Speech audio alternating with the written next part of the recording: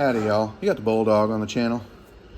Been a bit of an eventful weekend, but not really worth filming. Just did some work there, spring cleaning and stuff at home, and I had to work on some farm equipment with some other people, and not everybody wants to be filmed, so I wasn't filming any of that. It was kind of disjointed anyway. But there was an ongoing thing over the weekend on social media, fan groups that I frequent, and it's something I wanted to talk about. So no technical today, just some advice and explanation. It was a guy looking for advice online. Yes, he's in an automotive fan group, but still, asking for advice online is about like going down to the bar and just screaming out your question. You're going to get every answer in the book. Maybe one guy knows what they're talking about, but there's going to be a communication issue because they're stumbling down drunk. So, going online and asking is less like adding a few thousand feet to the bar and a few decimal points to your responses. I commented on there because I didn't see anyone with good advice. There was the simple advice that blamed the shop for doing the work, and then there was the complicated advice of thousands and thousands of dollars when the guy's on here because he can't afford it. He needs an answer before he works on it again. He had somebody else do the work, and of course a lot of people were jumping on the shop for not doing it right. The problem is the shop did exactly what the guy asked him to do. He didn't ask him to fix the problem. He asked him to do this work. Change this, and this. Okay, they did. This is something that I would be on their side about, saying that, yeah, the shop's got to make it right. They got to take it back to that shop, make them make it right.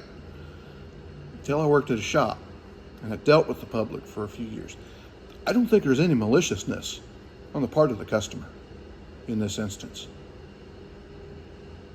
He had multiple diagnoses before he went there and told them what to do. But he didn't tell them to fix the problem. He told them to do the work that he requested. A good shop would not have done it. But like every other service industry, you deal with the public long enough, you get to where you don't try. You do exactly what you're told, and that's it. You don't offer advice. You don't say, okay, we'll change all these seals, but we need to find a leak. You just change all the seals. If it doesn't fix the leak, that's their problem. I hear this a lot. I have seen it. I have seen the exact problem that this guy was experiencing.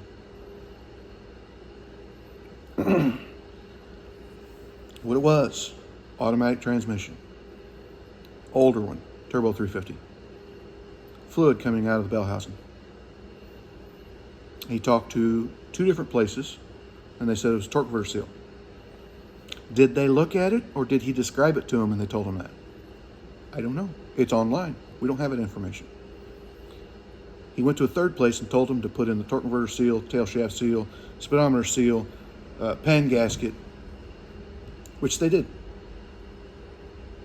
Still puking out fluid from underneath the bell housing. And of course, people were on there saying, you've got a cracked housing, you've got a busted pump, you've got a worn out pump bushing, you've got a split torque converter. So, did anyone look at the pump gasket?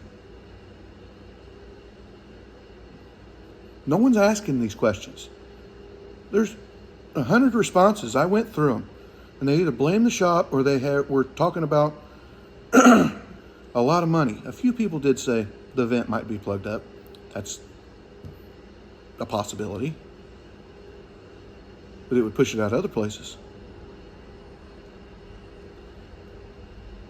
I told him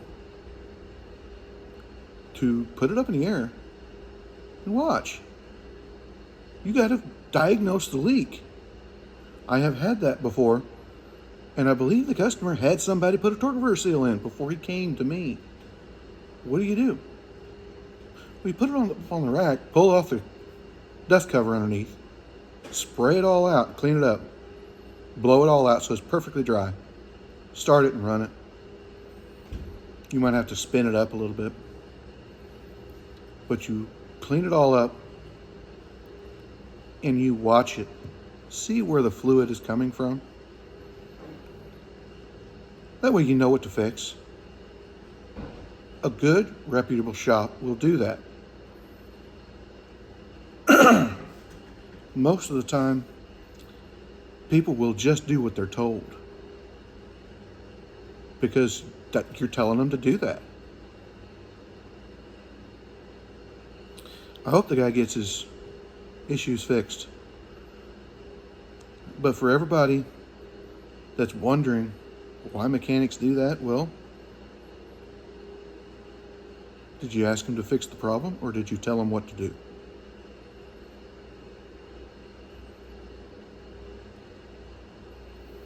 That happens a lot more than you think.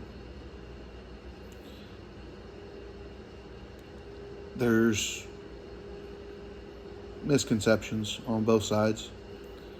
You know, the shop and a lot of mechanics, they don't think much of customers. You know, they don't know what they're doing, so there's no reason to listen to them. The customer's your first point of contact for the problem. And some customers don't think much of shops. They think that they're just in it for a buck, they're just greedy, they're gonna do the least amount of work for the most amount of money. Some do. It's like some customers aren't very smart. Y'all gotta work together. The goal is to fix the car. So, like I said several times, find a good shop and just let them do their thing. I don't like when people jump around constantly. I've seen that here.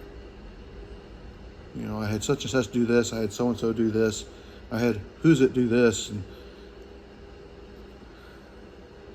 you get to looking and, okay, did this problem happen or was this problem created? I don't know. Did this problem happen because they were trying to fix this problem? And a lot of times I hear that. Well, did so-and-so cause this? Did who's it cause this? I don't know. Was it doing it before? Well, if they're wanting to get somebody to blame, of course it wasn't doing it before.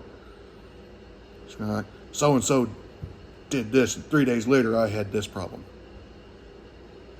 Okay, you ground all the way through one side of the caliper and into the other. It's been doing this for quite a while. Works a whole lot better when everybody's honest about it. But I just wanted to talk a little bit and just reiterate that I'm here to fix stuff.